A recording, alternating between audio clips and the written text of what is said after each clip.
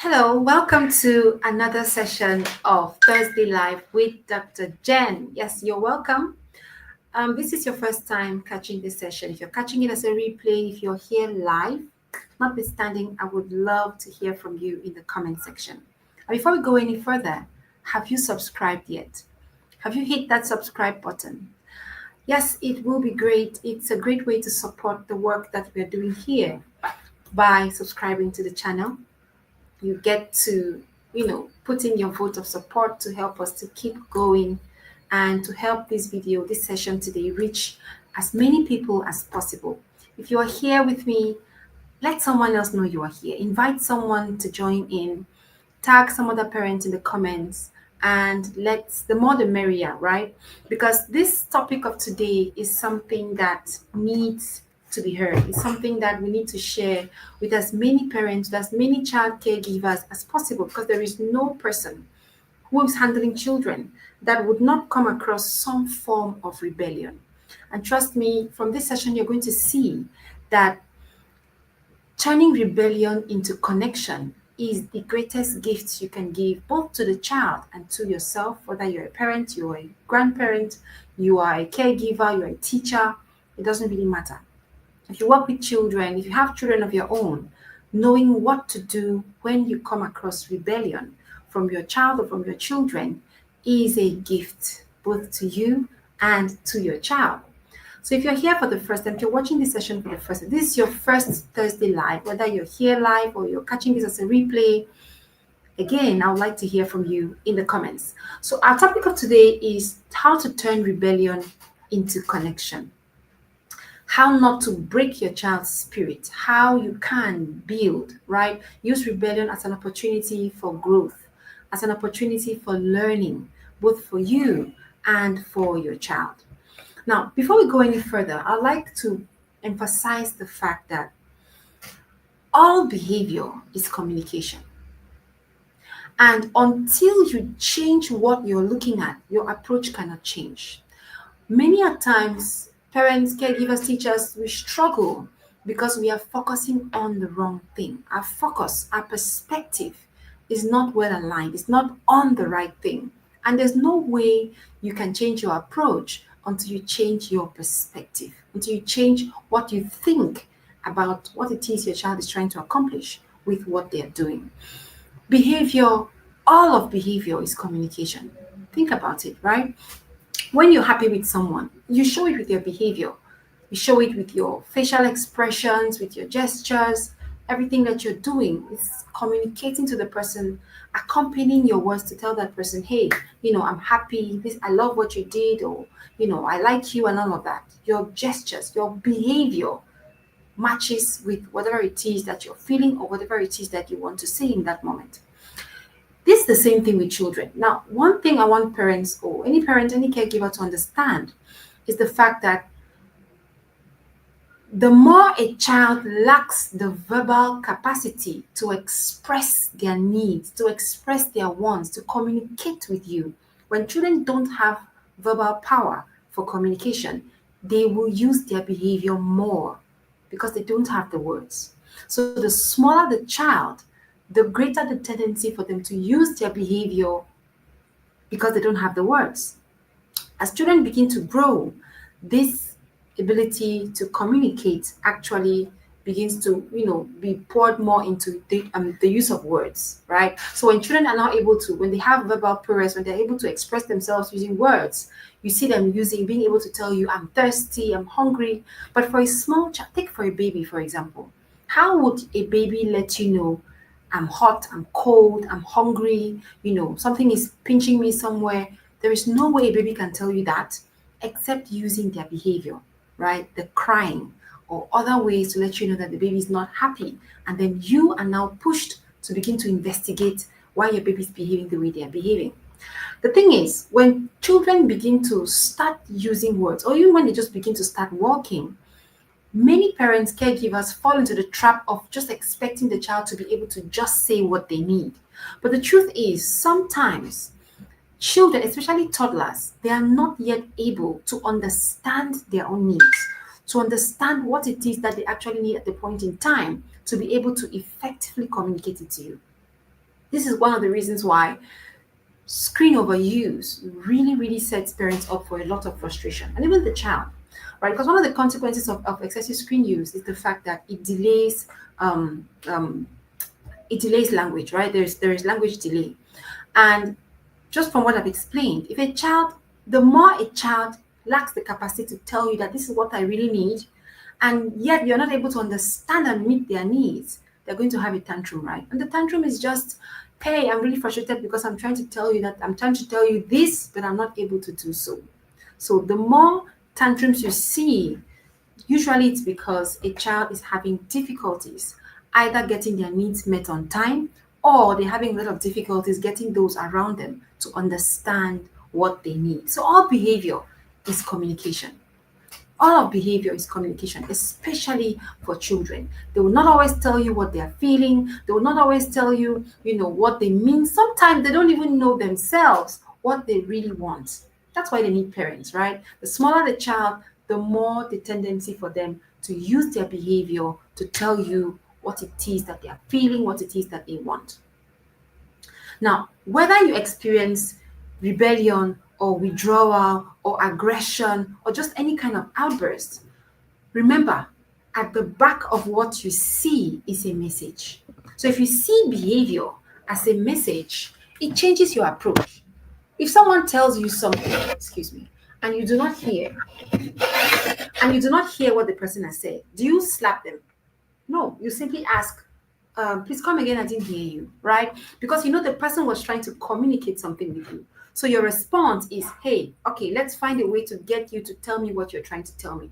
So you see that if you understand that behavior is communication, then it changes your response to different behaviors you see from your child. The first thing that every purposeful parent must strive to do is to ask questions, especially when you meet a behavior for the first time. The first thing should be curiosity. Instead of punishment, it should be curiosity. All right? I wonder why you're talking to me in that tone. I wonder why this is happening. Once you learn to approach behavior with curiosity, just like when someone tells you something that you don't understand, you're curious, right? You're like, come again, I didn't really get what you're saying. When we learn to approach behavior with curiosity instead of react with punishment, we are most likely to get it right. We are most likely to get it right. But that can only happen again if we understand what it means. Rebellion, defiance, all of those different behaviors that we see with children that could be difficult, they are all carrying a hidden message. And the challenge is for you to be able to figure out what that message is. And this is true even for children that can talk, even for teenagers, even for adults, right? Take, for example, women. When you ask a woman, are you okay? I'm fine. That's there's a message beneath that. So yes, the words are saying I'm fine, but her body language is telling you something else. So a toddler, for example, throwing a tantrum might not be bad, but it could be because the child is overwhelmed. It could be because the child, maybe is overdue for a nap, or the child is hungry and is not able to communicate that. That's why structure helps parents a lot. Putting together structure, putting in place structure in your home when you have kids that are not yet skillful at communicating their needs with words, it helps you anticipate and meet their needs before it becomes a source of distress for the child. Most tantrums are the child being overwhelmed by either their needs, unmet needs, or some other thing that they are trying to tell you and can't tell you. Now, even for a teenager, think about one of the common things we have. Well, it's not very common in the African setting. This issue of slamming doors, or think about those typical teenage behaviors. Which one is most familiar to you? Maybe when you were a teen, or if you have teen kids, which one have you encountered the most? Is it the frowning? Is it the grumbling? Is it the yeah, they have tantrums as well. Teenagers have tantrums too.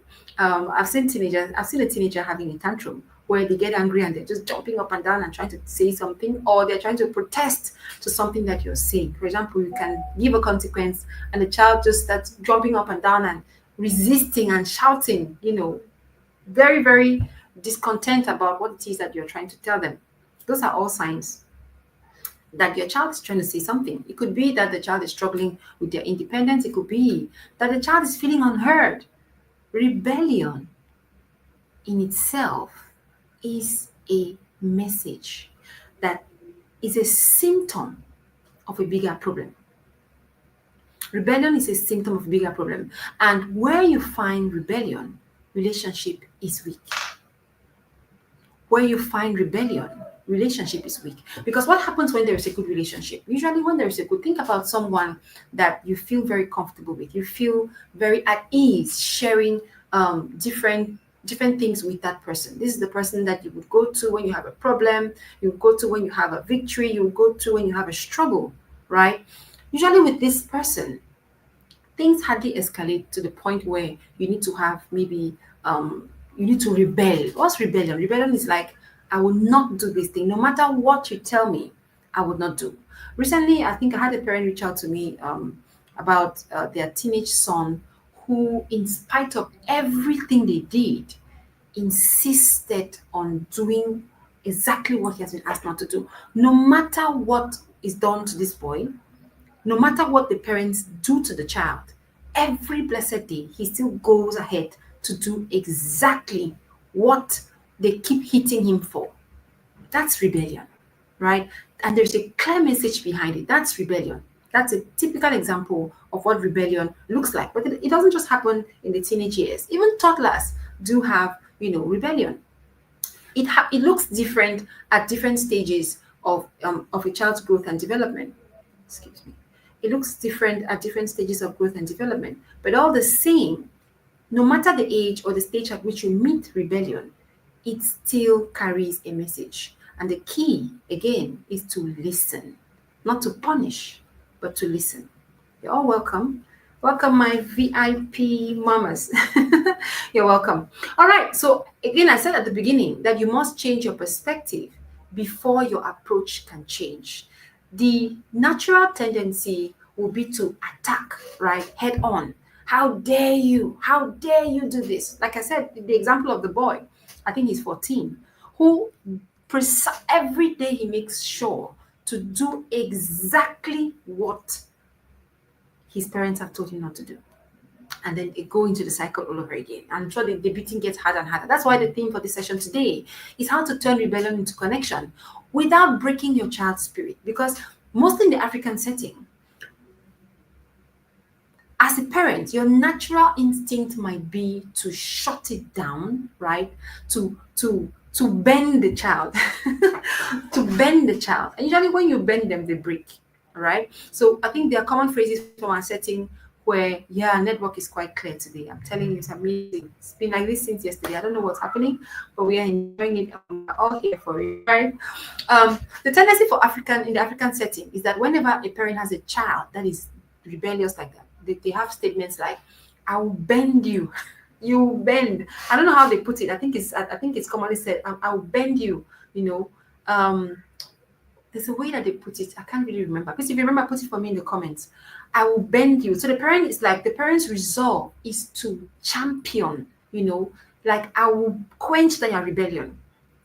Most of these children that persist in their rebellion are strong-willed children, right? They keep going. They match you word for word. They match you effort for effort, almost as if they want to see who's going to be the first to give up. Like the case of this 14-year-old boy whose parents reach out to me. You cannot pass me, yes. Those are the statements. You cannot pass me. Now me, I born you. You cannot be more than me. So those are the statements that parents often make. So you see that at the back of those statements is the parent thinking that the child is just trying to challenge their authority, that it's about them. That is about the child trying to make life difficult for them, trying to make, just trying to make them miserable. And of course, when you think in that manner, what's going to be your response? To stuff it down, to shut it down, and to just obliterate it completely. Whatever it takes. Actually, if your yesterday's session on Facebook, I said that the by all means approach is usually destructive to the child. When you use a by all means approach to correct or to address whatever kind of rebellion or defiance you meet from your children, the cost usually is potential that the child is carrying. All right? When anything goes, when it comes to addressing misbehavior, the cost usually is the potential the child is carrying. So it's too costly. That's too much of a price to pay. if you understand what it is that your role is in the life of your children, that is too much of a price to pay. It's too costly when you are chipping away at bits and pieces of the person that your child is, of their self-esteem, of their self-perception and view of self, actually. So even defiance is a child's can be a child's way of testing boundaries, of seeking your affirmation, or of asking without words. I promise you, if you, the next time you encounter difficult behavior, if you change your approach, the temptation you're going to have in that moment is to match it head on, right? Is to say, how dare you? How this? Did I not tell you not to do this? Is to match what the child is trying to do. You're trying to match it, and then prove that you are in authority. The proof that someone is in authority is not necessarily, a gallant display of power. No, usually the most powerful people are those who, in those moments, are able to hold back. They don't need to prove anything to you. You don't need to prove to your child that you are actually the one in authority. The moment you start trying to prove your authority, you've lost it. The moment your focus is proving that you are the one, because someone in authority does not really need to prove anything to you. They are in authority, all right? They don't need to prove that they just act. So all that, all those back and forth of words, trying to prove, trying to remind the child who you are, you don't need to remind them. You have the authority, and it's not by saying it. It's by how you're able to take actions that are backed by wisdom in that moment. That's actually what establishes your authority in that moment. All right, it's not matching the child. Imagine a toddler jumping up and down. That is childish foolishness, classic display. And then you, an adult, with all your years of adult experience, you start matching that. It's like seeing a mad person on the street and then they do something and then you try to match it, right? You both look mad. It's the same thing. So the who is in authority in that moment is actually the person who is able to maintain the most control. I mean, control of self. I'm not talking about control over the other person, but control of self. So the more of your composure you can keep when you encounter these challenges, that is actually what establishes you as an authority figure in that moment. All right, not about display of strength, not about who can outshout who, because usually the child will do that, and then the parent will try to raise their voice higher, and it becomes a whole competition. So when we recognize that rebellion is a symptom and not just a behavior, we are able to shift from reacting with punishment to responding with understanding. That's the core of it. So if I could summarize everything you're going to hear from me today in one phrase, it would be the fact that when you understand that rebellion is just a symptom of an underlying problem, all right, and it's not just, all that you're seeing, more of it is at the bottom. It helps you to shift from reacting with punishment to responding with understanding. And that's what changes it into an opportunity for connection. So instead of just reacting and hitting or shouting and all of those things that we often do when we meet with rebellion, the first thing you want to try to do is to ask a question. Instead of how do I stop this behavior? That's the wrong approach, right? So, okay, now for let's take for example the teenager I just mentioned earlier, who every day makes sure he does exactly what he has been told not to do. All right.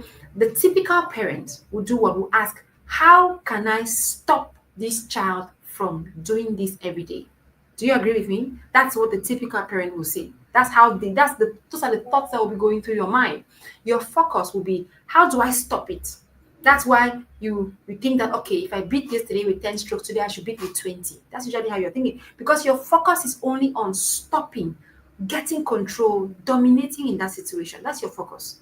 There is no way you can change your approach or even make the kind of progress that turns rebellion into connection if you're thinking only about stopping the behavior. It's almost as though I tell you something, I tell you something in a whisper, you don't hear me. And instead of beckoning me to speak louder or clearer, you instead take a pair of socks and stuff it in my mouth so I can't talk anymore. There's no way you're ever going to hear what I'm saying. Neither are we going to make progress because you have not heard what I said. So if behavior is a message, rebellion is a message, then if you can strive to decode what the message is, your approach is definitely going to change. So, what does this behavior mean? That's the better question. What is my child trying to tell me? What does this child need? All right. What does this child need? I promise you, it makes all the difference. One of the things I often tell parents, especially during private sessions, when parents come to me with these difficult cases like the one I just mentioned, one of the things I ask the parents is to try to figure out if there is a need that might not be obvious based on their family dynamics. Now, this is not something that will be obvious. That's why private session is necessary, right? Sometimes there are certain dynamics in different families that are not evident, but are the trigger for rebellious cases like that. There's a dynamic in the family. Maybe kids don't get to ask questions. Maybe the kids don't ever get to have an opinion. There are sometimes some homes where the parents just impose everything right down to the pants you're going to put on. Every single thing is decided for you. If that's how you parent, that's over parenting, by the way. If that is your parenting tendency, then you have rebellion blooming. It's on the way coming. All right, because as children grow older, they are going to need to test, to experiment with their independence, and they're going to start testing those boundaries. They're going to start testing those dictator lines you often use. Just do it because I said so. Do it because that's how I want it done. Stop asking me questions.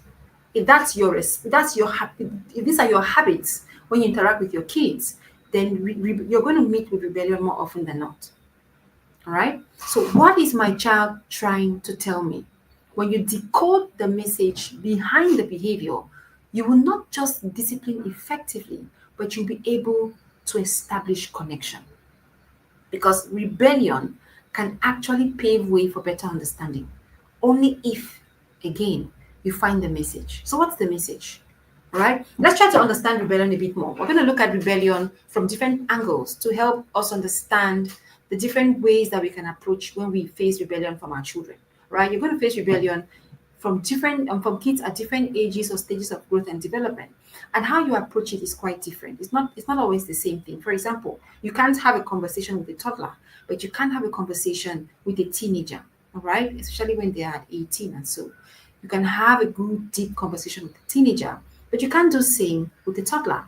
So how you approach rebellion will differ, right? Depending on the stage, depending on the message, and all those other things. So let's try to go deeper to understand what rebellion really is. So once we see behavior as communication, then we can begin to decode the rebellion instead of just suppressing it, because that's what we always try to do. Just stop it. How do I stop it? I want this thing should stop. This nonsense, this rubbish should stop, right? So it often, of course, it comes up as a nuisance. It will be triggering for you as a parent. That's why at the base of it is your ability to manage your emotions. So how do you approach that? Let's look at common reasons why kids will rebel. All right. The first reason would be developmental needs. Across the stages of growth and development, children need different things. All right. They need different things. And one of the things that is common at all the stages, across the stages, is the need for independence. Think about a toddler. When your child maybe gets to 2, you notice they start wanting to feed themselves, they start wanting to dress. Even when they can't do it well, they start wanting to do these things. And usually this is where we start meeting with, this difficult rebellious behavior. And depending on the kind of child you're raising, it will also determine how easily the child gives in when you use force, or how much the child will persist. This is where the parents with the strong-willed kids actually begin to sweat, because the child who has a strong will not give in easily. You're going to need to use that force for a lot longer to get that child to give in, compared to a child who's not strong-willed. So independence seeking is normal because children will test boundaries as part of their growth process. Every child will test the boundaries, and it's a good thing. All right, because you don't want your child to be a robot. You want a child that will be able to say no when someone offers them something that is bad or wrong, right?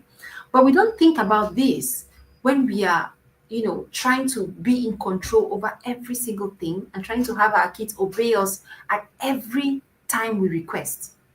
These are things that we do as parents, but we don't realize how detrimental it is for a child. It's better to teach cooperation, problem solving, and respect than to teach absolute obedience. Obedience should never be the goal of discipline. Cooperation is a better goal. All right? Blind obedience, absolute obedience. Do it now. Do it because I said so. You're raising a robot. You're raising a child who is not able to, will not be able to think for themselves. And when the time will come, when that child will be offered drugs, you're going to want that child in that moment to say no, right? So imagine the pressure. Many times we easily forget as parents what it was like being a teenager. If you think about how hard it is to be a teenager, right? And I'm talking about we as adults now. Think about how hard it was for us then, 10, 20, I don't know how old you are, 10, 20, 30 years ago for some, right? Think about how hard it was, how much you wanted to just fit in, to just be one of the cool people. And some of the things that, kids have to give up or do or compromise just because they want to fit in. Now, that was then. Now, think about how much it has tripled today. Think about how much pressure kids are under today, influenced by so many different things just to want to belong. That helps us understand exactly the kind of battles that we have to prepare our children for. So if you're raising a child to be a robot in this day and age, it has always been a disadvantage, but now in this world today, it's much more of a bigger disadvantage. Because the voices of influence are so many. There are so many sources of influence that children have to be able to wrestle with to keep their identity. So independence seeking is normal. It's a part of normal development. You have to expect it from your child because it's going to come.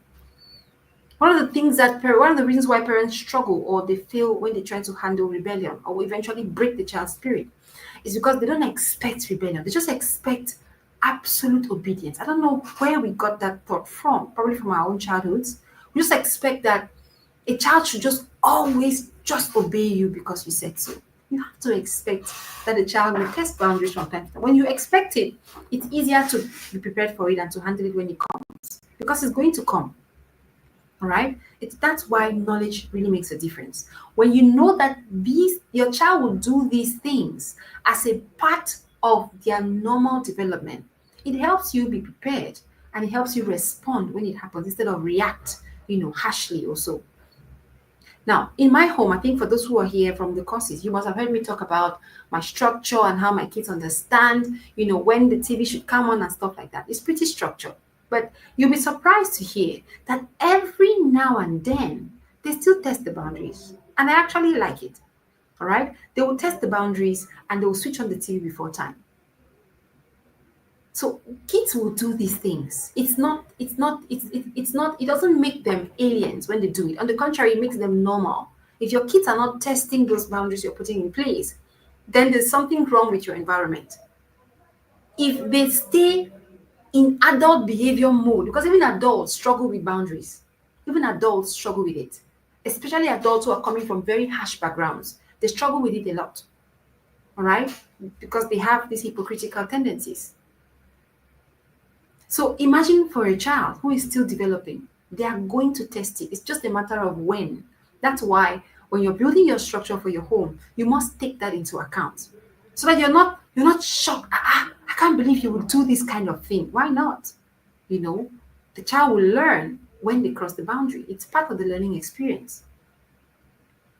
So you have to expect it. We've sometimes set ourselves up for failure because we just expect perfection. We don't say it, but we expect it. That's why when it happens that the child crosses the boundary, you overreact because you don't realize that overreaction is coming from the place where you expected complete perfection. You expected complete perfection. That's why parents stop supervising because they believe that, the child has gotten it so I can just walk away. No, children will be children. Yes, you want to give trust, but remember that even trust must be earned. All right. Another reason why we can see rebellion come up from time to time is because a child might be going through emotional struggles. All right. Feeling unheard, feeling unseen, feeling anxious, feeling frustrated. Frustration is one of the reasons why I think it's one of the most common reasons that you're going to see rebellion under this emotional struggles category, because frustration is an emotion, right? Usually this will come up when the child wants something, then you're saying no. And most of the time, I believe the frustration is usually because, yes, getting what you wanted, denied or not given, it can, even for adults, it can actually cause you to be frustrated, especially when you really wanted it. But I believe that when there is a lack of understanding, now most parents will not only deny you something, right, but then they will also refuse to understand that that can cause you to be frustrated. Think about your childhood. There was a time when you asked for something, your parents said no, you're frustrated, and then you're punished again for your, for the emotion you were experiencing. So you can imagine how that doubles the negative feelings. You ask, maybe the parent even promised you something. We're going to do this, we're going to do that. Recently, I had to cancel something that my kids and I had planned to do for a while, and I had to cancel it. Okay, and that's part of life, right? Life is full of disappointments as well as victories. So kids too have to learn to navigate those kinds of difficulties as well. So it's not as if I prepare to disappoint them, but when it comes up, I don't, I'm not going to try to, you know, um, try to over cushion everything for them, because this is the variety that children need to be well rounded. I have parents who come in to the store trying to buy something, and you tell them, "Oh no, it's finished. We don't have this." And you see the parent, "Oh my God, where do I go and get it from? What do I tell this child now? How do I?" I'm like, calm down. Disappointment is part of life.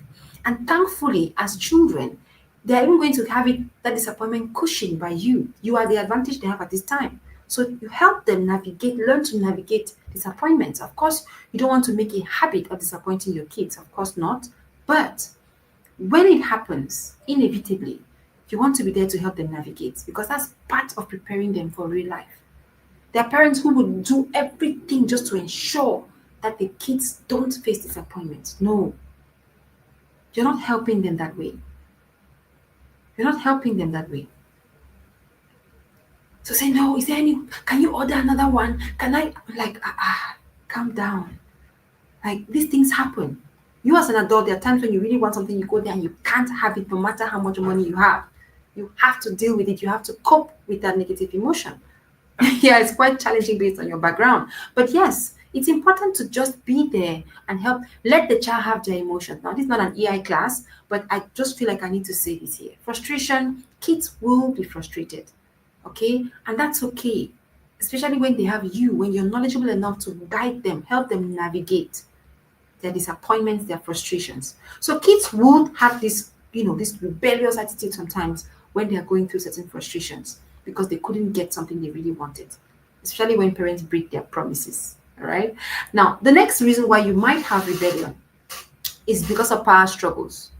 All right. It could be due to a power struggle. What's a power struggle? A power struggle is when the child feels unheard, the child feels overpowered all the time, all the time. Now, if children feel controlled instead of empowered, rebellion is usually a form of them trying to resist that control. There's no adult that I've seen, no, even adults don't like control. Kids too don't like control. That's why how you go about exercising your authority is what makes the difference. When control is the goal of correction, you're usually going to have to deal with a lot of rebellion. Now, let's go back to that story of the 14-year-old who kept on doing is. I mean, that story was so amusing. Well, not amusing to the parent because, of course, it's frustrating, but it was amusing because the way the parent described the extent to which this boy made sure he defied them every blessed day. Every day he makes sure he does it. When dad comes, he will look at him in the eyes like that, and he'll be like, "So you're challenging me? You're not a big boy to challenge your father." And then they now go through the whole process again, beat, beat, shout, shout, and all of that. And the very next day, the boy is back at it. Talk about a strong-willed child. That is the real definition of one. All right. And I asked the mom just one question: have you ever explained to him why you made this decision? And the answer was no. They've never even considered it, to have a conversation with the child, to help the child understand what is their decision and why the decision is that way. Trust me, it makes a difference when you have that approach. Most of us are coming from homes where when you get no, there's nothing like why. Because asking why on top of the no can be actually what will earn you a slap. But that's the reason why we have so many followers, particularly in the African context today, that we have leaders. I'm talking about leaders who are in a position of authority. Not everyone who's in a position of authority understands true leadership. No. The people that are not in a position of authority, like government figures and all of that, but who have greater leadership capacity. I'm talking about true leadership capacity. When you shut down your children from asking questions, you are shutting down their leadership skills, their leadership development. Because the first level of leadership is leadership of self. It's self leadership. Then leadership of the family, at the level of the family, and then you can take it somewhere else. That's why even the scripture says that, if a deacon or somebody in the church cannot lead their own family, how much more God's house? Because those are the units where that's where leadership begins. And so if our society is failing at the level of the home, then what do you expect at the level of leadership? Now government leadership and all of that. If the homes are failing, of course it's going to also fail at that level. Because that's the unit, that's where it starts from. Leadership of self, leadership at the level of the home, and then you can now lead somewhere else. So especially when they promise you something, like you have a very big heart and they end up with a hot slap. Yeah, they promise you something, then when they can't deliver it and you try to be frustrated because they can't deliver it, you say, yes, you're not grateful. They start bringing all those blackmailing words. Sometimes you get a beating because of that. I hope that we are not repeating these cycles. All right. I pray that we are not repeating them. It's very traumatic. So, past struggles is a form of rebellion. That is, the child is trying to get their voice heard. I have an opinion as well. This is something I really, really want to do. And some kids will fight for it. Strong willed people are a blessing to every society, especially when they were nurtured right, when they were not broken. You don't want to have to break your child. Because if you break them, then you are dispositioning, if that's even a word. You are mal-positioning them for a purpose. Let me give you a typical example. When you read the story of Moses, all right, Moses was a strong-willed child. It just makes sense that he, was God's chosen one to lead the people up, because that task needed somebody who was stubborn. Moses was stubborn, right? You agree with me, right? He was stubborn. Why do you think he had to be raised in the palace? Because as a slave, they would have broken him. You know what happens to slaves, right? A slave is, you are saying yes or yes. There's no other answer but yes. When they say do this, is yes. Any other answer, they will keep punishing you until they finally break your rebellion. That was the goal of the slave masters. When they talk about breaking someone's spirit, that's what the slave masters were always trying to do. To break that your thought that you can even rebel whenever you're asked to do something. It was always about just do it. So usually when we as parents approach the things our kids do, we don't think of it as, as the scenario of a slave and his master. But if you are honest with yourself, usually that's the kind of, model we're trying to replicate unknowingly, where you want to be obeyed absolutely. Cooperation is a higher goal. Right? So the next reason why a child might rebel is due to peer influence. Yes, especially when they get to the teenagers. But even before that, you can see sometimes peer influence would cause a child to rebel, particularly in the teenage years. Sometimes have you ever had a conversation where you had maybe some friends who were saying, so you mean your mother told you to do this and you actually did it? If it's me, I would just walk away, I will do this. Sometimes they have this innocent conversation, not knowing that the one who had never thought of rebellion is actually being instigated into trying out a rebellion. So peer influence can actually push a child to become defiant. The kind of friends, the kind of company that a child keeps, it matters a lot. But yes, if your child starts keeping a certain group of friends and then suddenly the child becomes very defiant, it could be wise to check that direction as well. Right? So my sibling who was bold enough to ask why is doing so well. Yeah, people who are stubborn, right? That is a trait. It's a trait that is a blessing to humanity. Look at people that have broken negative patterns. They were stubborn people. Moses was a stubborn person. If you read the Bible, he was stubborn. He was not a yes sir kind of person. That's why he could go back. That's why God wanted him to be raised in the palace. That should tell us something about our approach to discipline. You know, if you've not watched my session on the Bible perspective of discipline, about the rod and all of that, it's on YouTube. You can check amongst the videos, you're going to find it. All right, please watch that session. You're going to learn a lot of things from there.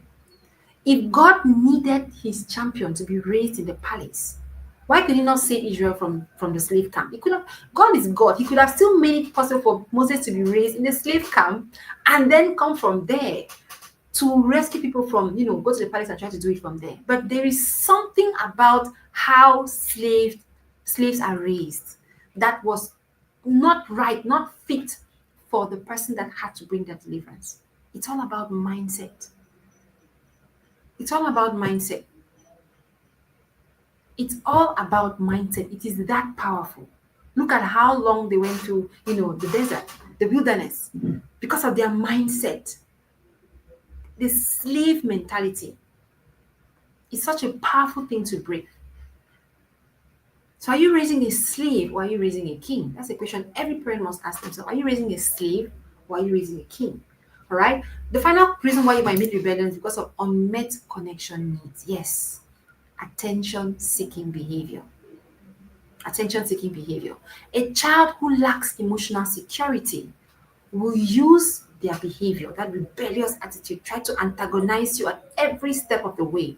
One thing I tell parents often is whenever you have a particular child, one particular child of yours, that just seems to want to antagonize, even the things that you should not antagonize, it's a message. All right. If you find yourself always needing to retaliate or to give out consequences to a particular child over and over and over and over and over again in the course of one day, you are looking at the wrong thing. You're looking at the wrong thing. So connection, lack of connection. Remember I said rebellion is usually a proof of weak relationship. All right. Where you find rebellion, there's also weak relationship. Usually there is.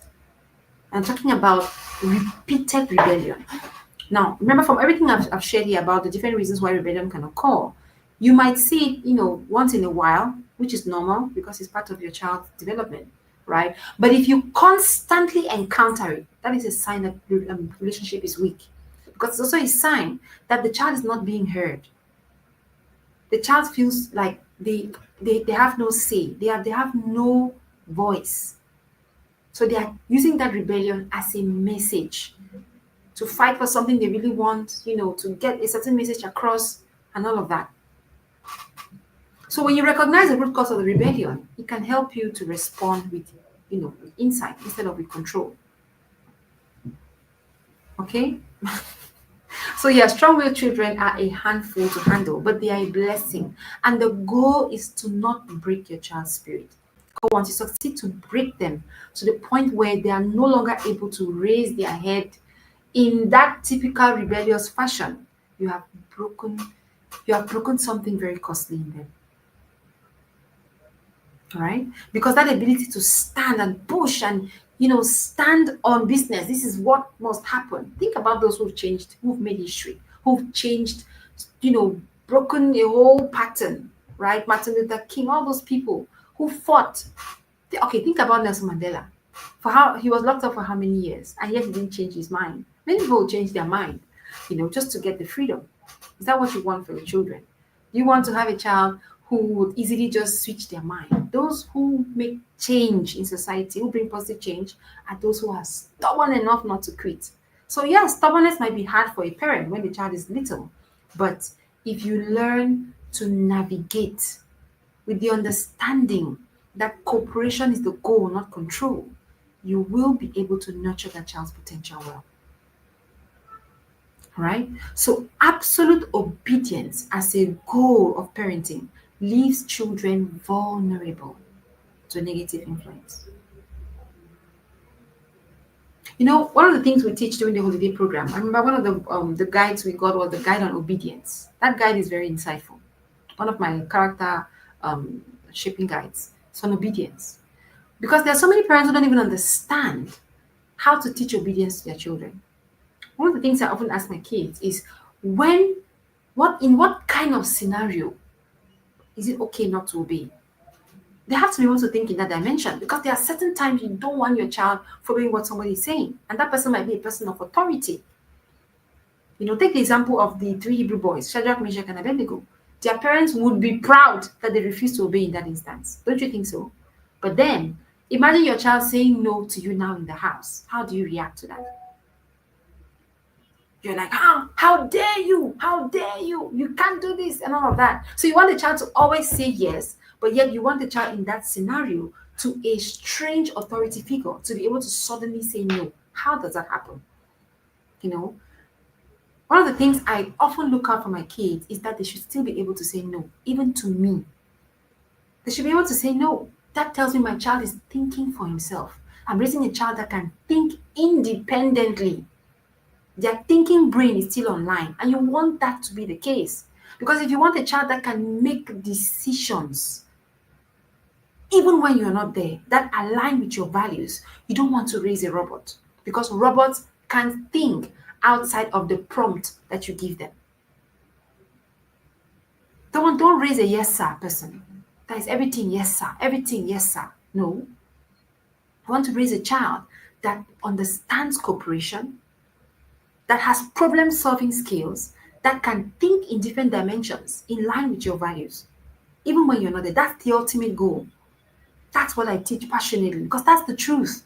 Cooperation is a higher goal. And what does cooperation require? Let me give you a typical example. Now, I told you that I often look out for my kids when they say no to me. I want to make sure they are still able to say no to me. All right? Because if they can't say no, I get concerned. They should be able to say no every now and then.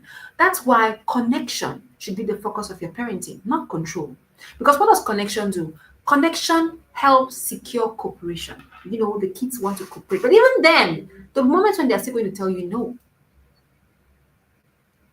go and wash the plates, please.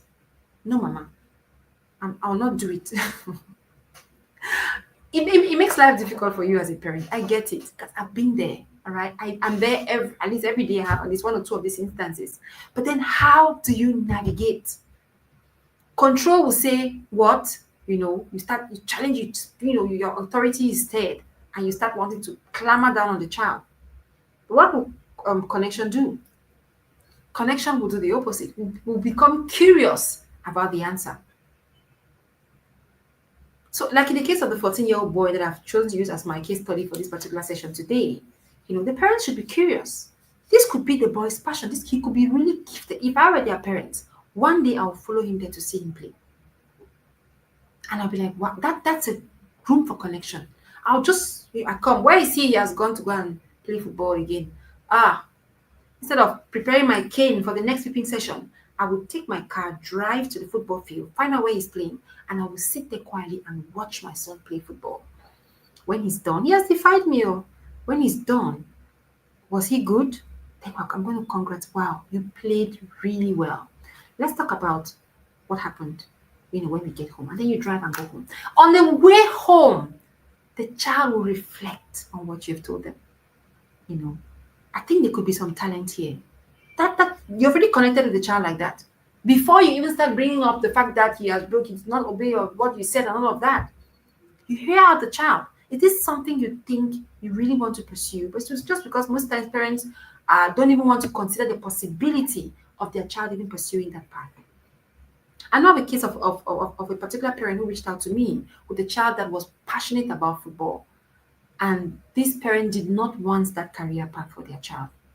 I told the parents, you're not even sure that this is the career path the child wants to take. Sometimes kids, when they are young, they might feel that that's the way to go, and I encourage this parent to, accompany the child, make room for the child to actually explore that particular avenue and then see where it takes them, because everything the parent had done so far, again, rebellion, it was the constant area of friction with the child because the child really wanted to do this. He believed he was truly gifted enough to do it. Guess what? After 1 year of truly understanding what it takes to play professional football, the boy refused and said, I think I'm going to do something else.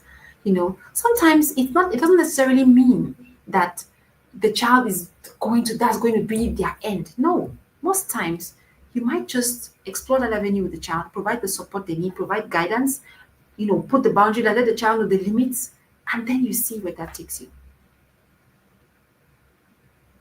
So don't be so rigid. All right. So what happens when we have constant harsh discipline? When rebellion is met with excessive punishment, of course you can break the child's spirit. That's a possibility. All right. But that's something you must avoid doing at all costs.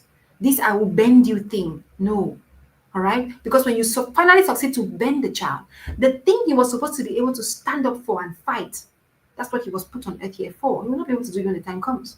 Why? He lost his ability to persist in his no, to persist with his view, and to follow what he truly believes is right. He has lost it. He lost it in your hands. And now he becomes a Moses and wants to go to Pharaoh. Pharaoh says no 2 times and Moses gives up. So when rebellion is met with excessive punishment, with yelling, with threatening, with beating, all of that, kids have run away from home like that. I know of someone who ran away from home because of this kind of, I will straighten you, yeah, that's another one. I will straighten you, I will bend you, or you cannot be more than me. So kids will most often, when the child is really strong-willed and the child is saying that the child will just be waiting for the moment when they can leave home. You don't want to raise your child in that way. One of the things I tell parents is you need to strive to create a kind of environment where your child, will eventually leave, but is not eager to leave. If your child is always eager to go, there's something wrong.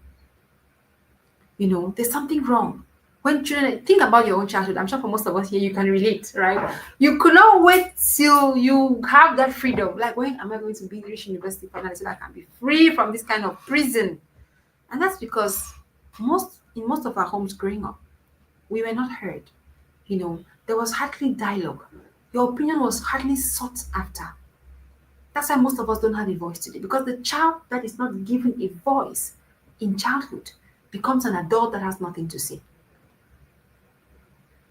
I've been privileged to be an employer, in different establishments, and I've seen it. People have opinions, they have ideas that can really move things forward, but they have no voice. They can't speak up. They can't speak up. And if you look back, you're going to see that it started with how they were raised.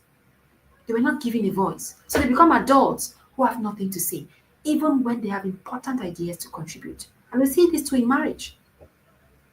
We see this too, especially when one of the spouses is very dominant. The other one will just not have anything to say, become silenced. So discipline should shift from control to guidance. All right? And you start noticing that your child will start withdrawing when you're constantly about control, when you're constantly trying to bend them. You never give room for any explanation. You don't answer any of their questions. It's always my word, my way, or the highway. All right? So the consequences that come from continuous harsh discipline is the fact that you start instilling fear instead of respect. You raise hypocrites, people that will do it when you're there and watching, but when you're not there, they don't do it. All right? The child goes the opposite way. So the child will obey out of intimidation, not because they understand.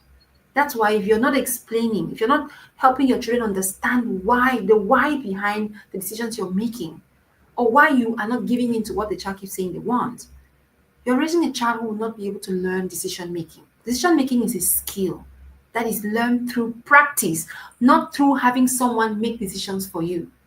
That's why over-parenting actually disempowers children when they become adults. Because decision making is a skill that is learned by making decisions, even if it means failing and then learning from it. You don't learn it by having someone make decisions for you. So over-parenting limits a child's capacity because the parent is trying to do everything and trying to be the brain for the child, thinking everything for them, never asking their opinion, never trying to guide them, to have a better perspective of something or to understand why things are done in a certain way. It's not productive, right? Excessive force when it comes to rebellion will damage the child's self-worth. They might internalize feelings of shame instead of learning. Remember, when you turn that rebellion into an opportunity for connection, it actually makes room for the child to grow through it. They're going to learn why reacting that way is not the best way to go about it. Why you decided what you decided. Why things are not going their way. They grow through it. They might not, it doesn't mean being permissive, please. Don't get me wrong. All right? Guiding your child through rebellion does not mean that you have to give in to what they want. Mm-mm. It just means that you seek cooperation. You try to bring in understanding. Sometimes it may also mean finding a win win solution. Yes. For the case of the 14-year-old boy I've been telling you about in this story, I showed the mother how to craft a win win solution and it worked. And it worked. The boy stopped going out every day because he finally knew when he could do what he wants. He finally understood they had to come to a compromise. That doesn't make you weak. That makes you a parent who is eager to help their child understand why things are the way they are. The child also understood why the parent wanted it done, not done on certain days and better done on other days. But initially, the parent's position was, you can never do this at all. It's not allowed here. And there was nothing wrong with the child doing what he was doing. Okay? So, harsh discipline when a child rebels will push the child away. And one of the things that you're called to do as a parent is to be a guide. You cannot guide a child who is hiding. Rebellious children are not known to their parents. What I mean is, the parents don't really know who the child is because all they see is a stubborn child, and the child is also becomes very skillful at hiding who they truly are and only showing the parts of them that will not attract punishment. Until it gets to the point when the child finally says, I don't care. Whatever they want to do, they should do it. I shared the story of, in front of my home where I live here in Douala. I have there's an open space where kids gather often to play football. All right, kids gather often to play football, and there was one particular day when I had kids playing outside at about 7:30, getting to 8. It was dark, and I was like, don't these kids have parents who will be wondering why they're not back at this time? So when I was passing by, I think I was going to the provision store. I could overhear their one of them actually asked the other, do you know what you're doing? Means, are you not going home today? And the other one said, my parents have traveled. And even if they were there, all they will do is shout or beat me and then it'll be finished. So you see, so the child has grown to the point where rebellious children are those children that will eventually get used to the cane and it's not going to matter anymore.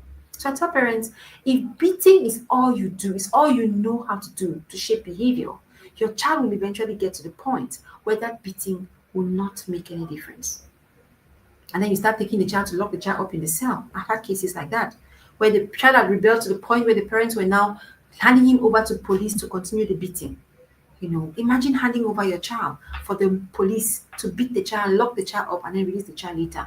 And the next day, the child is back to it. That should tell you something. How are we doing the same things and yet expecting different results? All right? So it will push the child away. And many of the people we see on the streets are children who have rebelled and they're finally run away from home. Because instead of the parents finding a way to listen to the message behind the behavior, they are more focused on trying to stop the behavior. And because the child wants to be heard, the child will eventually run away. All right? I got used to the cane when I was in class 3. Voila. Thank you for sharing that. I got used to the cane when I was in class 3. Those who have gone through several, lots of beating. I didn't go through beating. My child was not full of beating. But those who have gone through it often tell me that at a certain point, it no longer means anything to you. That's why the parent keeps trying to, beat harder and eventually gets to the point where the child either has a wound, has a fracture. I've had kids with fractures, or loses consciousness, or some even die. Why? Because the parent comes to believe that if I don't hit harder, it means that, it's not working. So I should add the force, and then you end up causing your child to either have a permanent injury or, worst case scenario, lose their life. So the child is not learning anything. Constant beating will lead to short-term compliance and long-term defiance. The kids are just waiting until when they will finally leave home. There are children who are counting down the moments before they can finally go to university. Why? Why do you think so? Why did you listening to me now? Maybe you as a parent, when you were growing up, you were thinking of the day when you'll finally be free. Why?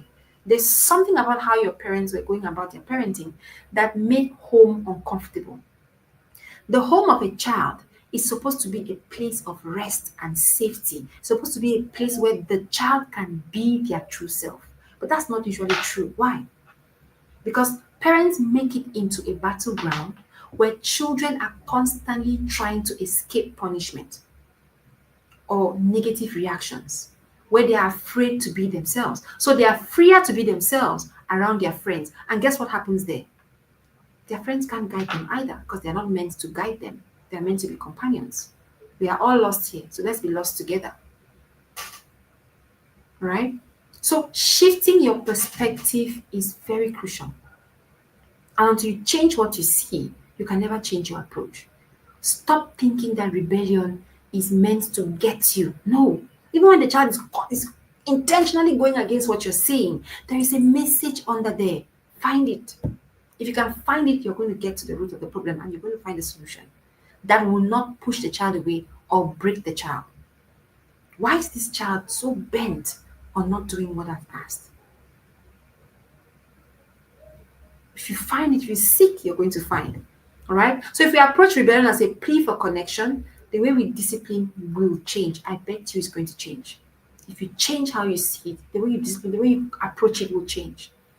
So listening does not mean agreeing. Please remember these final points as I close. Listening to what your child has to say, to why your child is doing what they're doing, to why the behavior, is constantly antagonistic, does not mean agreeing. Most times, just being heard already paves the way for cooperation. It's because most times we don't even bother to ask what happened. I shared the other story. I think I shared another story of a parent who reached out to me about a particular chore the parent wanted done a particular way, but the child kept on doing it in another way. At the end, the chore will eventually be done, but the parent's problem was because it was not being done when and how the parent wanted it. The child would do it, but the child would do it in another way at another time. But at the end, the chore was always done. And the parent would come and beat and get angry, and the next day the child would do the same thing. And when this parent came to me, the first thing I asked the parent was to do was to ask the child why it happens that way. And the reason the child gave actually broke this caused his parent to actually start shedding tears because it was so logical. It was so well thought out. It was the better thing to do. As parents, you must be humble enough to realize that you are not always right. I go deep into this in my upcoming book. You're not always right. There are times when your child's idea is better than yours, far better than yours. With all your school and all your years of existence, your child's idea could be better than yours. And that's the truth. I tell my kids often, I'm still learning. You can teach me. That's why whenever they read books, they're always rushing to Mama, I've learned something today, and they're sharing with me what they have learned. I'm like, really? Well, they ask Mama, do you know this thing? And I'll say, no, I don't know. Please teach me. So they know that Mama doesn't know everything. I don't know everything. I'm still learning myself. That's why it's okay to learn. Everybody's still learning. So don't make yourself the standard of perfection, the infallible one, because it makes you unrelatable. And it pushes kids away when you do that. So you can listen, but it doesn't mean that you always have to agree. You can acknowledge the child's feelings. I know this is very disappointing for you, but I'm sorry we cannot do it this way. This is how it has to be done because. All right. So you can acknowledge, you can listen, acknowledge the child's feelings that are coming because of the decision you are making. And then you can go ahead and not sacrifice the boundary. Don't sacrifice the boundary if the boundary has to remain in place. All right. Next, you want to validate before you correct. What does that mean? Children who feel understood, not necessarily that you're going the way they want, but the fact that the child knows that you have understood where they are coming from already paves the way for them to now cooperate with the way you want it done. The problem is that we are hardly ever patient enough to even just give them a listening ear or to understand their perspective. Because it's one thing to listen and another thing to understand where the other person is coming from. That's empathy now. All right? Empathy. Many times it's because the parent cannot empathize with the child. And that makes it difficult. That makes connection difficult. And communication, of course, difficult as well. Finally, emotional security will reduce defiance. When children feel connected, when children feel that you are for them and not against them, that's another thing. Does your children know that you are for them? Do you know that parents who set traps for their children? There are parents who set traps to try to catch the child and then punish the child. Your child will know that you're not for them. You are not called to be against your child. You are for them. It's supposed to be pro your children. I am for you. I want you to win. That's why I'm supporting you to ensure that you win. But if you should fail, then we have to learn from that. But ultimately, my goal is to help you. I am for you. And that has to be evident in how you interact with your child, in how you support them when they fail, in how you correct them when they mess up. If your parenting does not pass that message consistently, you will encounter rebellion repeatedly. If your parenting does not consistently pass the message to your child that I am for you, you're going to have to deal with rebellion repeatedly. Because ultimately, that's all what we want to know. Are you for me? Do you see me? Do you accept me first? Am I wanted? Am I loved as I am or because of what I do? So instead of shutting down rebellion, you can guide it into growth and understanding. It's over an hour. We try to keep our session under 1 hour. If there are any questions, please feel free to ask while I, give my closing statements. If you have any questions to ask, any comments, what has been the highlight for you? What has been your experience with rebellion? Have you tell me about a story? Maybe you've come across a very rebellious case that was striking. I'm always interested to hear stories.